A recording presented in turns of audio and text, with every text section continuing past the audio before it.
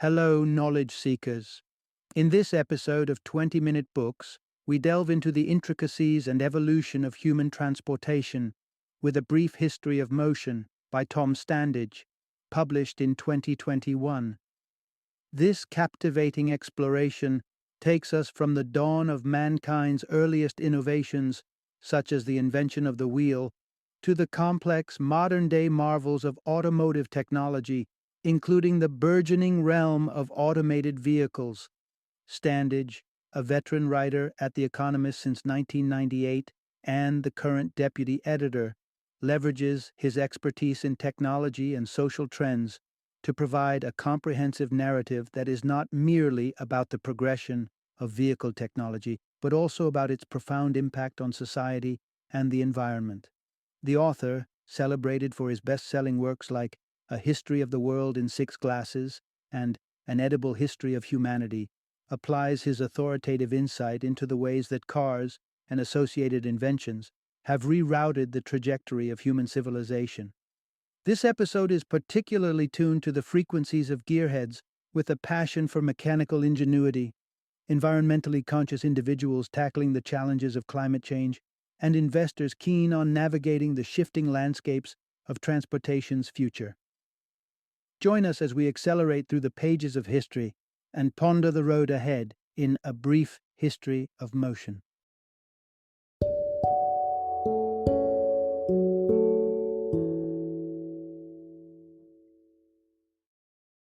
A Brief History of Motion, from the wheel to the car to what comes next.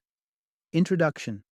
Move over, horsepower, charting the vehicle's journey through history and into the future. Long before electric cars became the signposts of innovation they are today, and way before environmental concerns hit the daily headlines, debates over vehicular progress and fuel sources were already fueling discussions. Yes, the automobile industry has seen its fair share of revolutions and evolutions. And through them all, one thing remains clear. Our four-wheeled friends have shaped not only our commutes, but our communities. Cars, for a good chunk of modern history, have been an integral part of our lives to such a degree that their influence often slips under our collective radar. Yet, each seductive curve of a chassis, each revolution of the tires has been pivotal in steering the development of our urban landscapes. Now, amid the global shakeups brought forth by climate crises and a health pandemic, we're being compelled to shift gears and examine our reliance on these metal chariots. Imagine streets not dominated by the growl of engines, but instead reclaimed by people, a reality that's coming into focus as societies worldwide begin to reimagine transportation. Buckle up, dear listener, and prepare for a journey through the corridors of history, from ancient chariots that signaled status like no other to the early electric cars that quietly affirmed gender stereotypes. In today's dive into the pages of vehicular lore, you'll discover not just how transportation evolved, but also what might lie ahead at the next intersection. Will it be the smartphone, not the steering wheel, that maps out the future of transit? Let's find out. Part 1. From Solid Stone to Spokes. The wheel's majestic ride from utility to royalty. Once upon a time, the invention of the wheel was as mysterious as it was transformative, leaving us to ponder over its true provenance. The hunt for the wheel's origins has led us on a historical excavation, straying from the rolling plains of Mesopotamia to the rugged slopes of the Carpathian Mountains. It's there, amid the lush greens of Ukraine and the rustic echoes of Poland, that we've stumbled upon artifacts which suggest the wheel's earliest existence around 3,950 to 3,650 BC. What drove this invention, and how did it roll, quite literally, through the corridors of time to become an emblem of power and prestige for ancient elites? Copper mining within the Carpathians beckoned for a solution to transport the laboriously mined ores, and the wheel provided just that. Yet, this groundbreaking creation was neither a hit out of the gate, nor was it the simplest of constructs. The first wheels were solid blocks, cumbersome and unyielding, and it wasn't until the dawn of spoked wheels around 2000 BC that their true potential began to unfold. As chariots emerged with innovatively lighter and faster wheels, they changed the battlefields and the very definition of what it meant to convey power. The Hittites, known for their military prowess, not only deployed chariots for combat logistics, but also as symbols of divine royalty. Adorned with intricate designs, these chariots carried kings and were esteemed so highly that they often accompanied their noble passengers into the afterlife. The wheel's journey from the depths of a copper mine to an eternal monument beside a king showcases its incredible evolution. But what's even more fascinating is to see how this early symbol of luxury and efficiency set the stage for the modern status that cars hold today, once again marrying utility with prestige. Part 2. Riding the Road to Revolution. How Roman ingenuity paved the path for public transport. The roar of the crowd as chariot wheels thunder across the arena is a sound that has long faded into the annals of history. Yet, the chariot's legacy endures, not in battle nor in the adrenaline-fueled races of ancient Rome, but rather in the silent, stone-paved streets and the mapping strategies that once directed the might of an empire. After chariots retired from war, Rome's focus shifted. The empire sought to connect its vast territories through a network of sturdy roads, igniting a transformation in city planning that echoes through time, to an extent even resembling today's bustling avenues, such as those in Manhattan. Let's unravel the tale. Roman roads and innovations gave way to coaches and eventually trains. Inventive Romans set a milestone with the introduction of front-wheel steering, catapulting four-wheeled transportation into an era of greater control and utility. This breakthrough was the catalyst for a lineage of covered wagons and the emergence of the stagecoach, which traversed distance and terrain with increased practicality. For a spell, nobles shunned carriages, deeming them beneath the stature of those who should ride proudly atop horseback. But perceptions shifted. The 16th century welcomed coaches that were not just vehicles of convenience, but also symbols of prestige, adorned with opulent decorations fit for kings. The march of progression led these carriages to military use, where they flexed their strategic might against the Ottoman Empire. Serving as mobile forts and artillery carriers, they displayed versatility and strength, reshaping their image to be embraced by the virility of warfare. Then came the stalwart stagecoach, a service as regimented as the Roman legions, offering passage in stages, meticulously planned and executed. By the 17th century, this system of scheduled long-distance travel had carved its niche, setting the stage for an even more radical leap in transportation, the locomotive. Thus, from the chariot's last race to the chug of the first trains, a thread can be traced, a narrative of innovation and adaptation that led humanity from the glory of ancient empires to the ironclad era of railways. Part 3. The quest for a more refined ride. The dawn of the horseless carriage.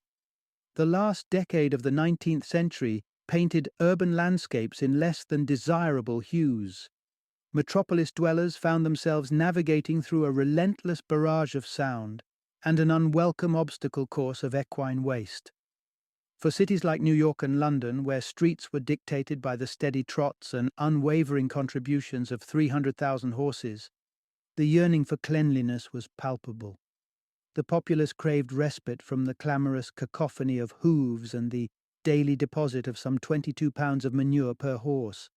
Rainfall only exacerbated the predicament, morphing streets into murky streams that carried the city's filth to even the most unsuspecting doorstep. The collective voice of the city shouted a unified plea. It was time for a change. Seekers of a more serene cityscape began rally around the vision of a cleaner and quieter horseless carriage. Contrary to expectations, the advent of trains exacerbated the equine epidemic. More wares and wanderers led to a greater demand for horse-drawn carriages. The 7th Avenue Street Railway in New York City became a vertical stable, stacking horses in a multi-tiered home away from home. The crescendo of clattering hooves echoed the urgency for innovation. The solution was but a shimmer on the horizon, as inventors and engineers gathered in France for a race that was as much about imagination as it was about velocity. The 1894 Paris to Rouen event wasn't just a race, it was a showcase of possibility, setting the stage with 21 contenders, each one equipped with steam or petrol engines and directed mostly by tillers, save for one trailblazer sporting a steering wheel. The event attracted crowds who lined the paths, marveling as the machines trundled past at the breakneck speed of 10 miles per hour. Though a steam-powered vehicle surged ahead, victory was determined by more than mere speed. Efficiency, simplicity, and functionality would crown the champion, criteria that favored the vehicle powered by a Daimler engine, hailing the triumph of internal combustion over steam-driven complexity. Stay tuned, for the next race in line would bring even more clarity to the burgeoning race for automotive excellence, a voyage of innovation on a road paved with both promise and pitfalls. Part 4. From dusty roads to driveway staples, how the car won the heart of the masses. The Paris to Bordeaux race in 1895 didn't just stretch the distance, it stretched the imagination, proving that what once felt like a fantastical dream was fast becoming a tangible touchstone of progress. The vehicle leading the charge was a marvel, equipped with a Daimler Phoenix engine swift and relentless, setting a blistering pace to Bordeaux. Despite its disqualification over a seating mishap, its performance was a decibel-increasing shout. Petrol-powered engines were racing into the future. The globe-spanning excitement surrounding such events was revving up interest in the horseless carriage, but the burgeoning romance with automobiles wasn't a smooth ride. Public opinion initially braked hard against the intrusion of these machines that stirred up dust and danger along their paths. From the quill of authors like Kenneth Graham, caricatures like the vehicularly obsessed Mr. Toad of The Wind in the Willows captured a sentiment that resonated all too well with an apprehensive public. Fear and hostility were the knee-jerk reactions to these early, expensive, and oft-perceived, destructive newcomers. Yet, the tides of opinion began to shift as affordability entered the conversation. The transformative phenomenon known as the Ford Model T cranked down the assembly lines with an innovative production strategy that saw each worker focus on a specific task. This method allowed cars to roll out swiftly, bringing down the sticker price to an unprecedented $850, a stark contrast to the steep $2,834 average car cost of the time. Suddenly, in 1908, automobiles weren't just for the select few, they were for everyone.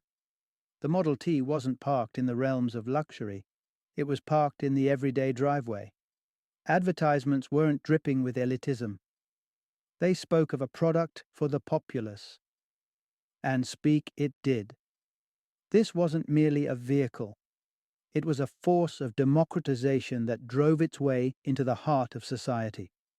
The Model T recalibrated the story of automobiles from one of disdain to one of desire. It wasn't just about getting from point A to B anymore. This car, with its robust engine, promised a new chapter of independence and freedom.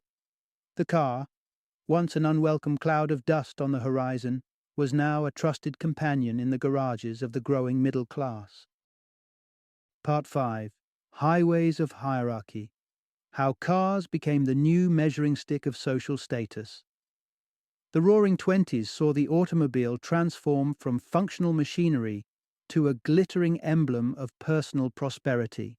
As America rolled out of the 1910s and into the decade of jazz and prosperity, the nation's roadways were coursing with an incredible surge in the number of cars, from a mere 8,000 to a staggering 8 million.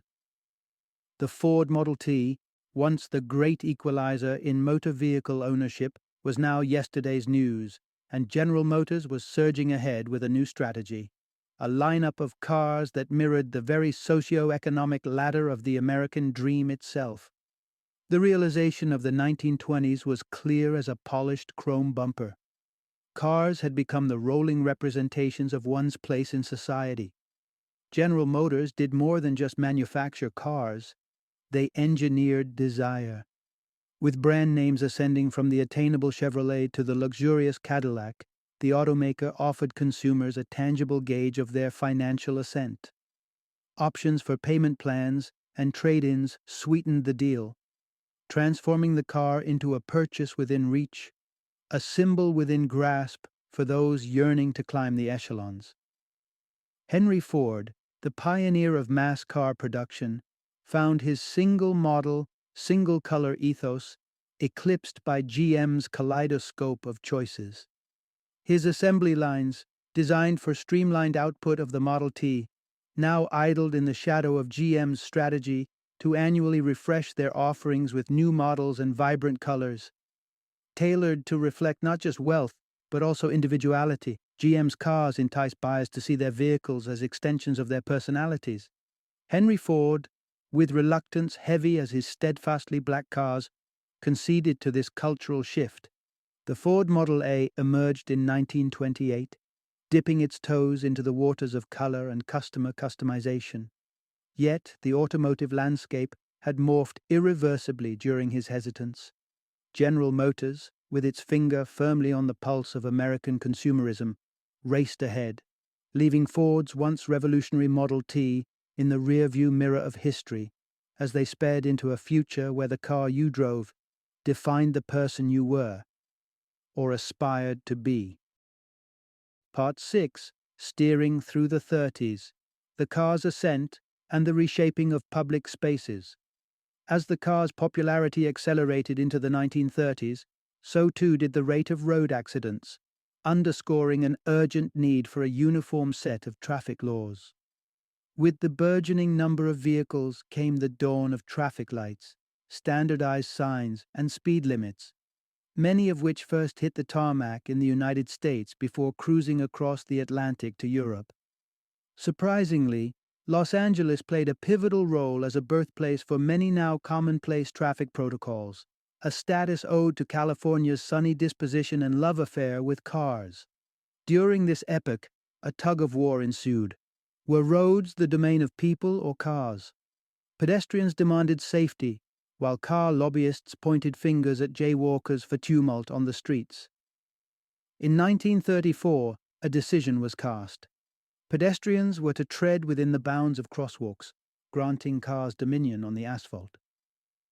With the industry booming to new heights, critical decisions were being made.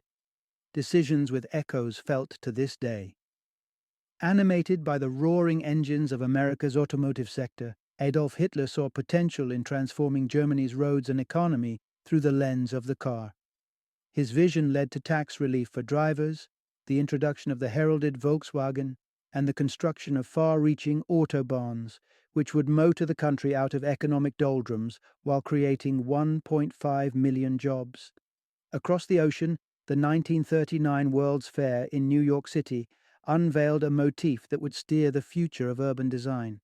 Titled Futurama, this window into tomorrow, sponsored heavily by GM, was a vision of sweeping superhighways carving through futuristic cityscapes, reimagining the world with the automobile at its heart. Futurama's prophecy began to unfold in the decades that followed. Interstates threaded through the urban fabric, often at the expense of lower-income and predominantly black neighborhoods, as progress bulldozed through communities to make room for the relentless sprawl of tarmac. Even as the world was paving over the past, another key choice was idling at the junction, the decision on fuel. With engines revving for attention, the 20th century found itself at an intersection that would set the course for the automotive world for decades to come. Part 7. Electric Dreams and Gasoline Streams, the crossroads of energy for transportation. Electric vehicles are often hailed as a revolution in modern transportation, yet they hummed along the streets over a century ago, their potential for urban commutes already recognized. The Electrobat, in its prime, promised to revolutionize New York City with a fleet of electric taxis, backed by a seamless battery-swapping system. But just as momentum gathered, scandal grounded their ascent.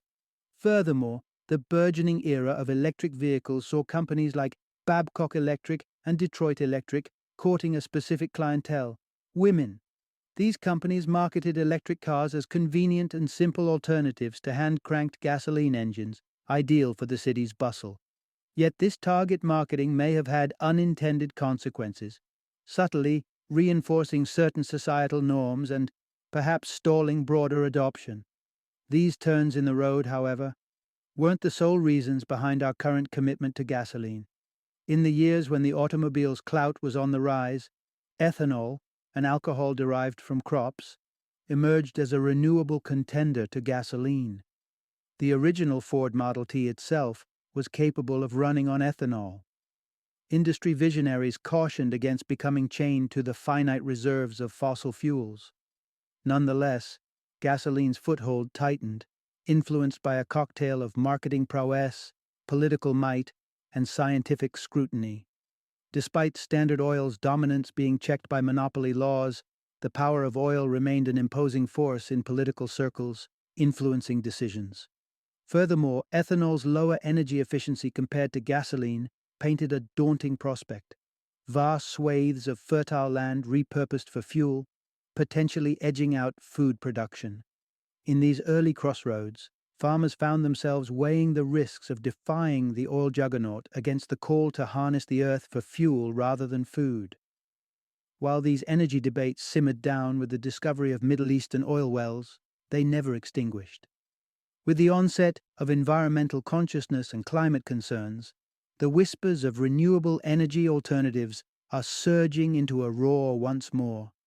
The fuel that powered our past may not fuel our future, and the quest for sustainable energy has re-entered the spotlight. The stakes now higher than ever before. Part 8: Revving Toward a Cleaner Tomorrow. The hopeful journey back to people-centric cities. The automobile, once celebrated as a beacon of progress, promised a reprieve from the clatter and mess of horse-drawn transport. Yet, over the decades, the promise has reversed, leaving behind a legacy of noise pollution and streets choked with exhaust, not to mention their significant contribution to global carbon emissions. But the road ahead may not be all gridlock and fumes. The deep rifts in our geopolitical landscape, widened by oil dependency, are now being examined with fresh eyes that understand the sustainability of our transportation needs reimagining.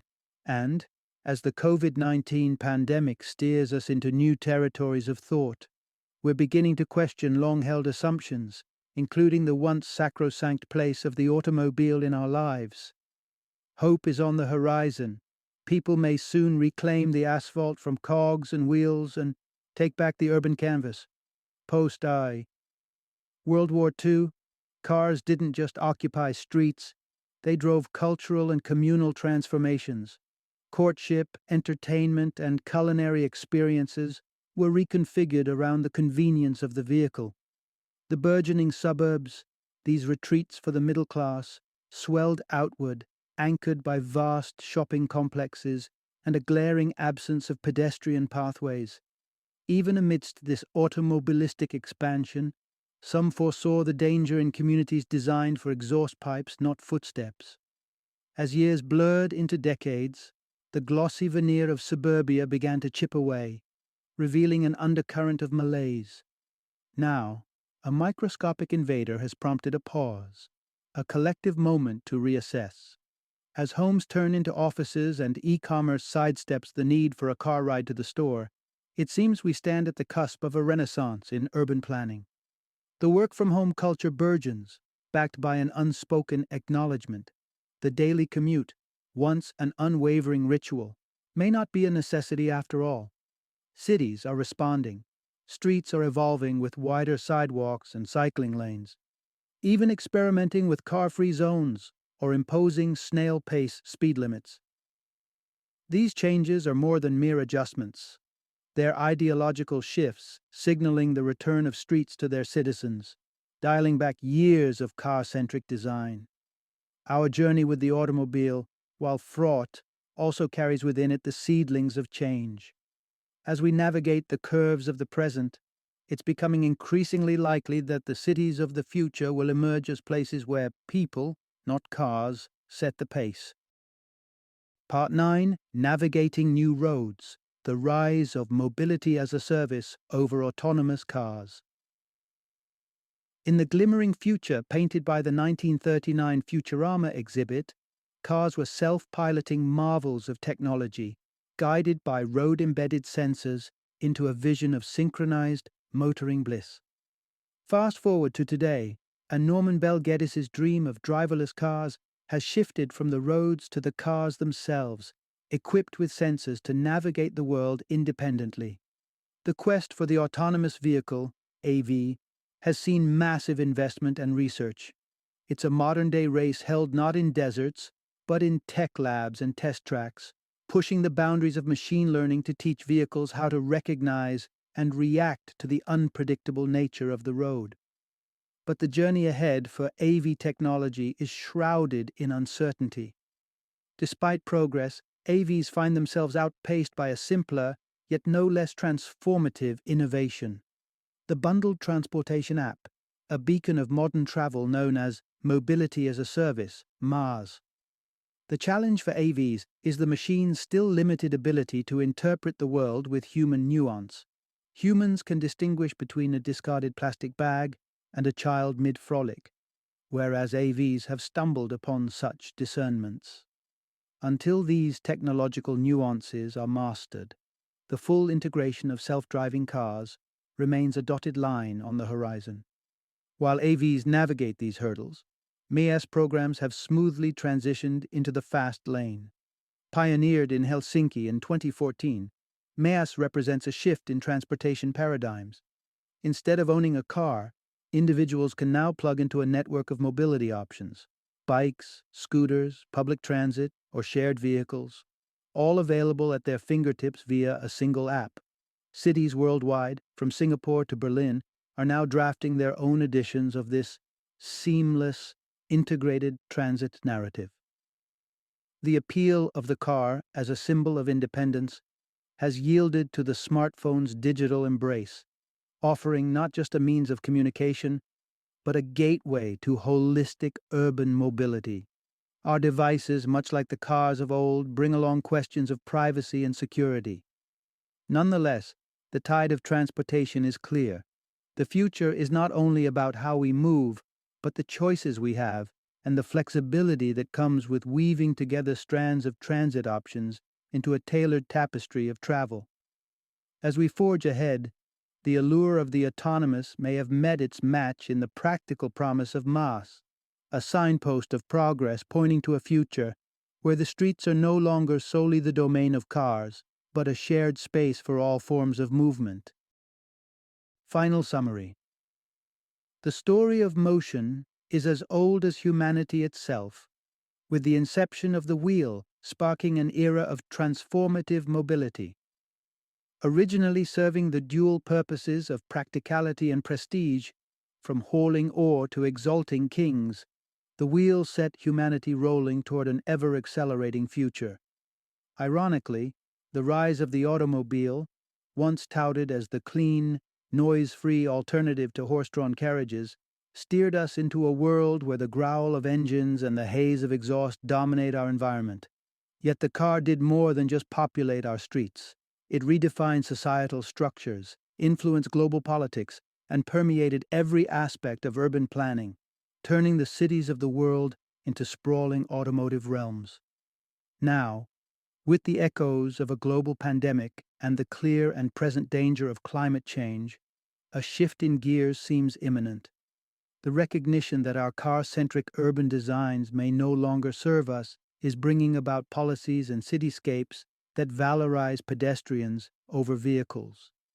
Even as we continue to explore sustainable fuels and the elusive dream of fully automated vehicles, a new player has taken the wheel: the smartphone. Through mobility as a service platforms, our approach to transportation is becoming democratized, versatile, and integrated in ways that suggest a future where cars are just one of many options.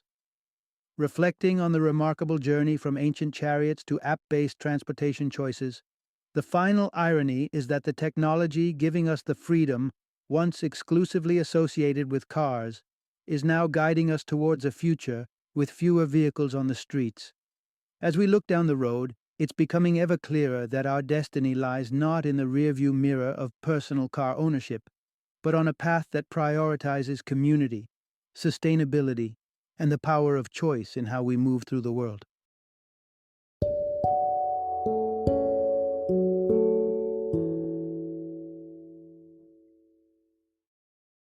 Thank you for joining me today on this journey of learning and discovery as we explored the insights of another thought provoking book in our growing library of knowledge. If you've enjoyed our time together, please take a moment to follow our podcast, give us a 5-star rating, and share 20-minute books with other knowledge seekers. Your support truly means a lot. Don't forget to join me again in the next episode, where we will delve into another enriching book. Until then, happy reading and happy listening.